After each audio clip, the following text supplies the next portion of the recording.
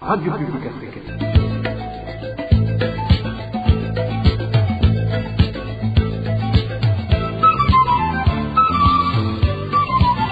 Radio Publique Africaine.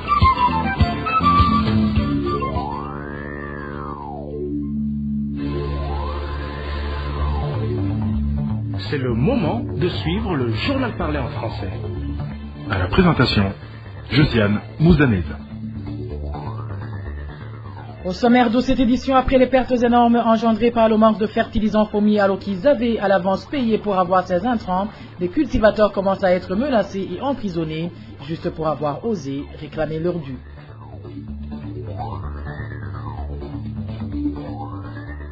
Les habitants de la commune Nega en province Kirundo demandent la cessation des contributions intempestives que leurs administratifs ne cessent de leur imposer. C'est au moment où ceux qui ne s'en acquittent pas se voient privés de certains droits, dont l'accès aux soins de santé. Vous le suivrez dans ce journal. Dans ce journal, nous vous parlerons également des travailleurs de la fonction publique qui s'inquiètent du retard observé dans le paiement de leur salaire du mois d'octobre, un retard dont ils ignorent toujours l'origine. Voilà pour les grandes articulations. Bien, bonsoir chez vous mesdames et messieurs. Tout de suite, le développement de ces titres.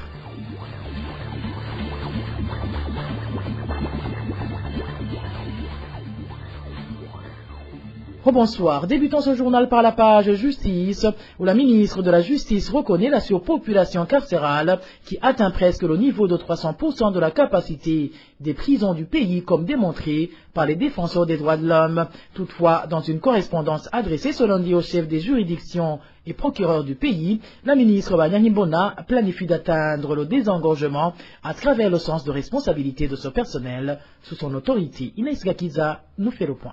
Ce 31 octobre, la ministre de la Justice, Domine Banyangimbona, s'adressant aux chefs des juridictions et procureurs du pays, a fait appel à leur sens de responsabilité pour désengorger les maisons carcérales.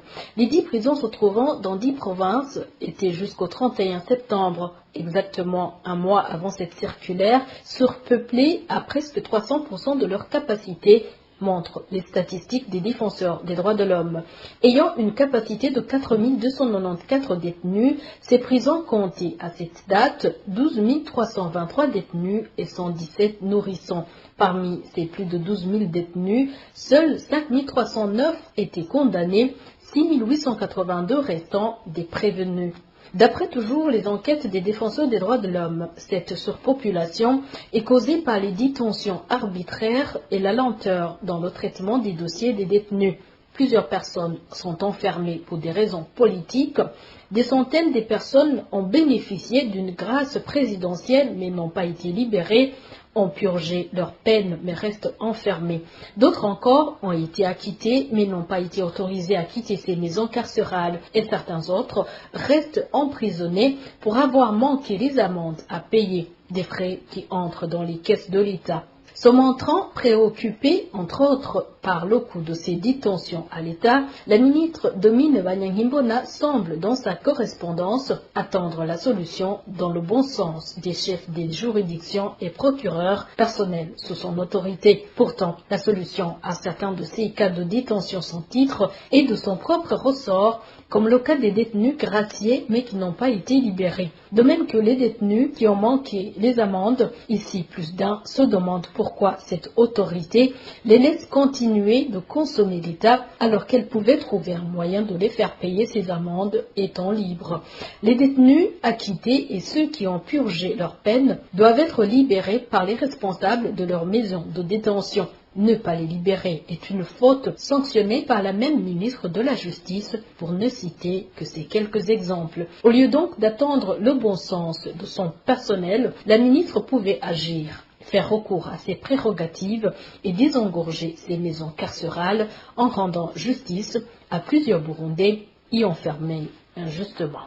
Inès Gakiza. Et parmi les causes de cette surpopulation figure la non-exécution des jugements déjà rendus, surtout dans les dossiers des membres de l'opposition, comme le signale un des politiques burundais. Jérémy Minani trouve que cela prouve qu'il n'existe pas de justice équitable pour tous au Burundi, et le président de l'Alliance nationale pour le rétablissement de la démocratie au Burundi, ANR en sigle, de rappeler le cas de 4 membres du parti MSD qui viennent de passer plus de 5 ans en prison alors qu'ils avaient bénéficié de la grâce présidentielle de feu Pierre Nkurunziza Nkurunziza en janvier 2017.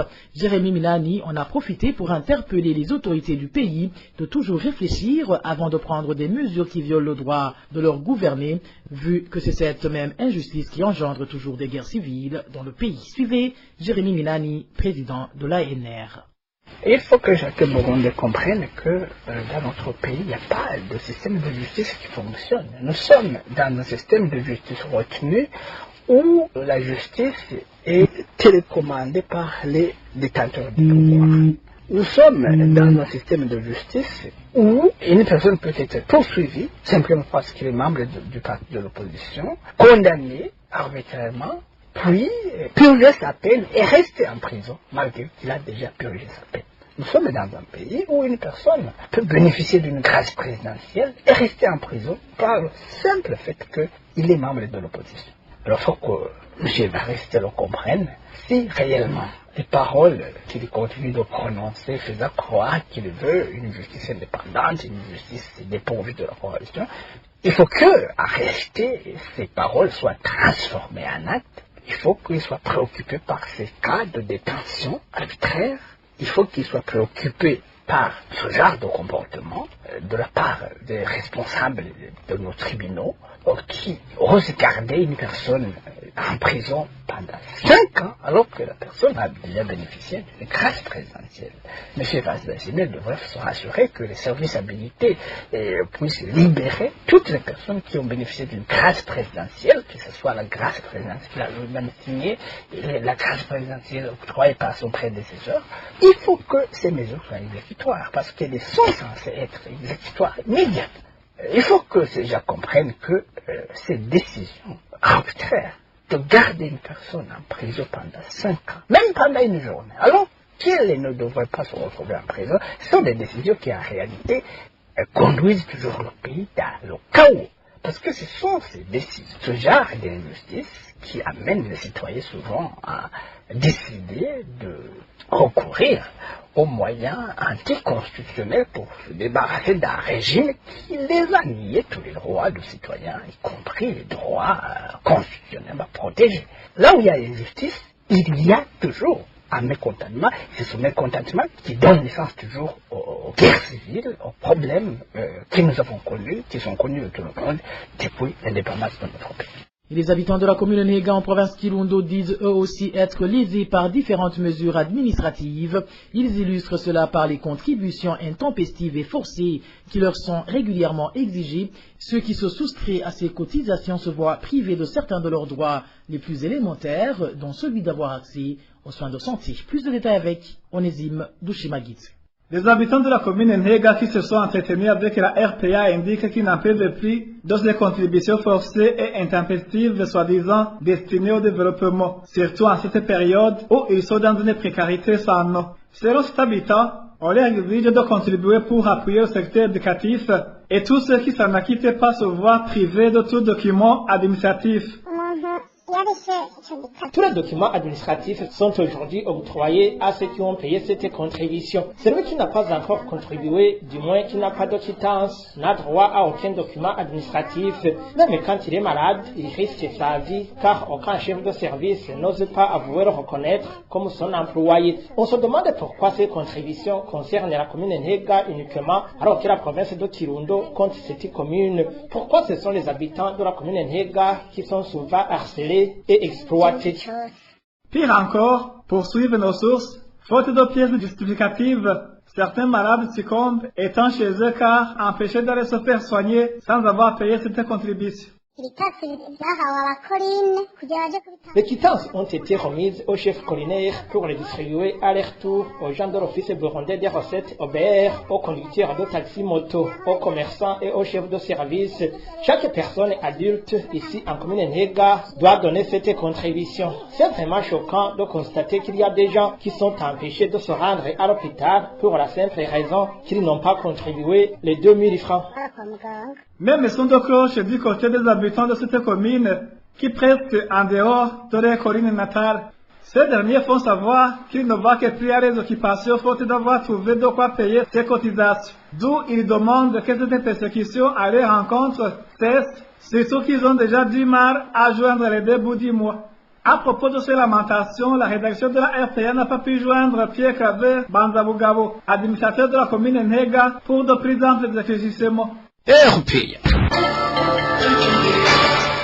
En page gouvernance, l'on parle des grognes des fonctionnaires de l'État suite au retard de paiement de leur salaire du mois d'octobre. Ne sachant exactement où réside le problème, ces fonctionnaires indiquent qu'ils sont pour le moment dans des difficultés de pouvoir subvenir à certains besoins familiaux. Ils demandent donc au gouvernement de leur donner de la lumière. Suivez le témoignage de l'un des fonctionnaires de l'État prestant dans la capitale économique, Bujumbura. Je suis un des fonctionnaires de l'État prestant à mairie de Bujumbura. Ça fait plusieurs années que les fonctionnaires de l'État touchent leur salaire mensuel à partir du 28 jusqu'au 1er. Mais nous sommes désolés sur ce mois parce que nous arrivons déjà en date du 3 qu'aucun fonctionnaire n'ait eu son salaire mensuel. Nous ne savons pas où réside le problème et c'est le silence radio chez les autorités du pays. Cela a commencé le mois dernier et nous avions pensé que c'était un petit problème parce que nous avons touché nos salaires le 2, mais voilà maintenant que nous sommes déjà le 3. Nous ne savons pas si l'État connaît un problème de budget et les conséquences commencent à se manifester. Les propriétaires des maisons de location savent d'habitude que nous payons le loyer le 1er de chaque mois. Maintenant, ils menacent de nous chasser de leur maison. Nous avions également donné des rendez-vous aux écoles où étudient nos enfants que nous allons payer le minerval le 1er de chaque mois. Comme c'est la période des interrogations, ces élèves risquent d'être renvoyés car les responsables de ces écoles comptent toujours sur la date convenue. Nous voudrions alors demander à l'État de nous éclairer sur que nous sachions si nous allons toucher nos salaires ou pas. La rédaction de la RPA n'a pas encore pu joindre le ministre de la fonction publique, Deo Lusengwa Mihigo, pour recueillir sa réaction à ce propos. Gouvernance toujours, les habitants de différentes localités du pays demandent eux aussi d'être régularisés. C'est au moment où ils viennent d'être signifiés qu'ils n'auront pas droit aux fertilisants fourmis qui devraient bénéficier depuis la saison culturelle C. Quant à ceux qui osent réclamer leur dû, ils se voient intimidés puis emprisonnés. Eloge Divin Remisha nous en dit plus. Certains cultivateurs de différentes provinces du Burundi indiquent que, jusqu'à l'heure actuelle, ils ont toujours des jetons qui devraient leur permettre de récupérer les fertilisants commandés. Au moment où la validité de ces jetons se limitait au mois de juillet dernier, ces cultivateurs avaient été tranquillisés que cela n'empêchera pas qu'ils soient régularisés, même après ce délai. Mais certains indiquent avoir été surpris lorsqu'on leur a fait savoir que cela ne sera pas désormais possible. C'est le cas de ces habitants de la commune de Lusaka, en province Ngaro. Nous sommes allés à maintes reprises demander quand on pourra recevoir ces intrants, mais on n'a jamais eu de réponse. Actuellement, si on va demander où se trouvent nos quantités commandées, on nous explique que nos jetons n'ont plus de garantie, qu'il faut plutôt les jeter ou les brûler, car ils ne serviront plus à rien. Nous, les cultivateurs, nous demandons à la famille de nous régulariser et au gouvernement de nous soutenir pour qu'on récupère les intrants qui nous reviennent de droit, car nous les avons payés avec notre propre argent. À Kar aussi, la situation est identique, à part que là-bas, ils en sont emprisonnés, les cultivateurs qui osent venir réclamer les intrants de la saison culturelle, c'est... Plusieurs cultivateurs ont toujours les jetons qu'ils devraient présenter pour récupérer leurs engrais. Certains les ont déchirés par désespoir, mais d'autres se sont présentés lors de la distribution en cours des engrais destinés à la saison culturelle et a munis des jetons non encore servis. À notre grand étonnement, ils ont été malmenés avant d'être emprisonnés. Moi, j'en connais deux qui ont été récemment arrêtés et conduits au cachot. Donc, les gens n'ont pas été régularisés. Vous saurez que cela se présente ainsi au moment où le Premier ministre, Gervin de la Kobucha, avait ordonné la régularisation de toutes les personnes qui n'avaient pas obtenu leur fertilisant au cours de la saison culturelle passée, et ce, dans une période ne dépassant pas 10 jours. C'était le 17 octobre dernier, lors d'une réunion qu'il avait tenue en province Gitega avec les administratifs et les hauts cadres des ministères ayant l'intérieur et l'agriculture dans leurs attributions. Frustrés, ces cultivateurs demandent au gouvernement de joindre la parole aux actions afin qu'ils soient rétablis dans leurs droits. En plus de cette promesse leur faite par le Premier ministre, même le ministre sortant de l'Agriculture et de l'Élevage avait annoncé en date du 26 août 2022 que tous les agriculteurs ayant payé à l'avance l'engrais FOMI pour la saison culturelle C seront servis avant le début de la saison culturelle A en cours. Deoguide Rulema avait également précisé qu'il n'y aura dorénavant plus de retard dans la distribution de l'engrais FOMI. Suivez plutôt l'ex-ministre de l'Agriculture et de l'Élevage, Deoguide Rulema. Oui, nous sommes déjà en retard, mais faisons tout le nécessaire pour que ce fertilisant soit disponible à la population. Il faut qu'on dépasse cette étape de vérification pour passer à l'étape effective de livraison de l'engrais FOMI à toute la population qui en a besoin. Nous, en tant que techniciens, nous sommes responsables de cette activité. Il n'y a pas d'autres personnes qui vont s'en occuper à notre place. Je vois parmi nous des conseillers et des directeurs. Pourquoi alors on passe tout le temps dans nos bureaux au moment où la population attend toujours d'être servie? C'est nous qui sommes responsables de cette activité. En plus, nous nous sommes convenus qu'on doit couper court avec la mauvaise pratique de livraison tardive de l'engrais FOMI avant la saison culturelle A.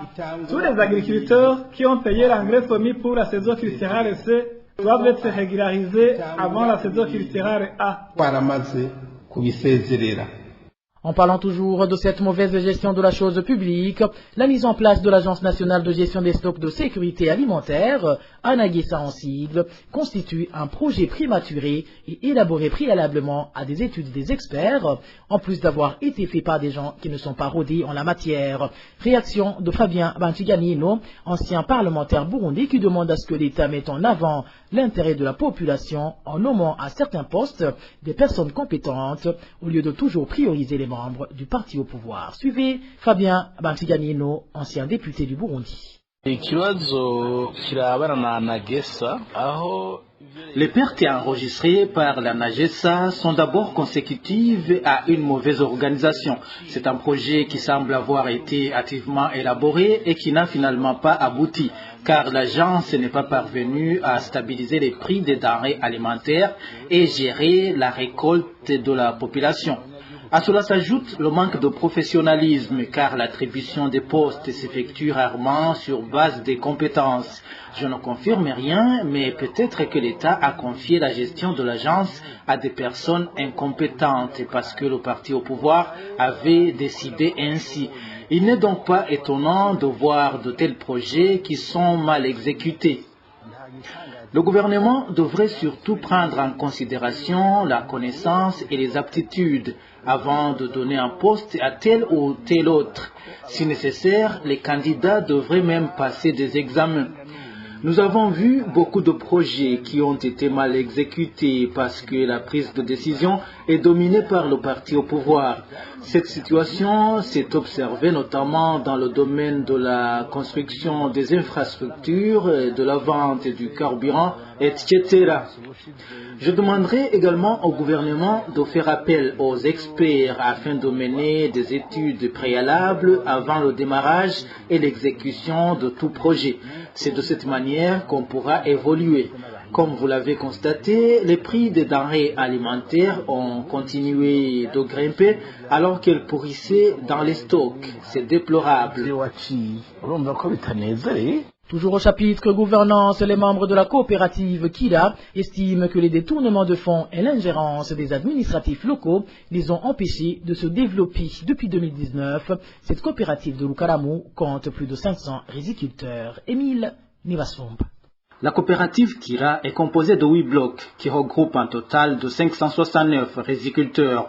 C'est en 2019 que ces riziculteurs de Gisaviro, Ruviagira et Kagaragara ont abandonné les méthodes anciennes pour embrasser le système de riziculture intensif avec l'appui du Programme national pour la sécurité alimentaire et le développement rural de Limbo et du Mosso, PNSADRIM en sigle. Annuellement, la coopérative récolte plus de 40 tonnes de riz. Une petite quantité sert de redevance pour payer les travailleurs, l'eau, le curage des canaux ainsi que d'autres activités. Une autre petite partie du montant obtenu après la vente du riz est versée dans le compte de la coopérative. Si le premier président de la coopérative Kira avait payé le crédit illégalement contracté Selon les riziculteurs, la coopérative aurait le droit de contracter d'autres crédits pour ses membres. Les riziculteurs estiment qu'ils auraient également d'autres avantages. Même si l'ancien président de la coopérative Kira, Zenon Nzawamhema, a refusé de s'exprimer sur le sujet, l'administrateur de la commune Mutimbuzi, Simeon Butoyi, l'accuse d'avoir même donné comme hypothèque un espace appartenant à la commune. La justice devra réhabiliter la commune, a insisté l'administrateur Simeon Butoyi. Les riziculteurs de la colline Kinyinya 3 de la zone Rukaramu en commune Mutimbuzi accusent aussi d'autres dirigeants qui se sont succédés à la tête de la coopérative Kira de n'avoir pas favorisé son développement. L'ingérence des autorités administratives a également beaucoup affecté la coopérative Kira, déplorent ces riziculteurs de Rukaramu.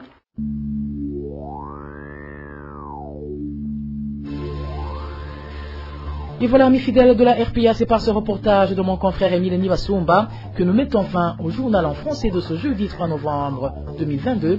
Merci à vous qui nous avez prêté une oreille attentive. Merci également aux équipes rédactionnelles et techniques pour leur parfaite et franche collaboration. À la présentation de ce journal, vous étiez avec Josiane Mouzaneza. Passez de bons moments chez vous. Au revoir.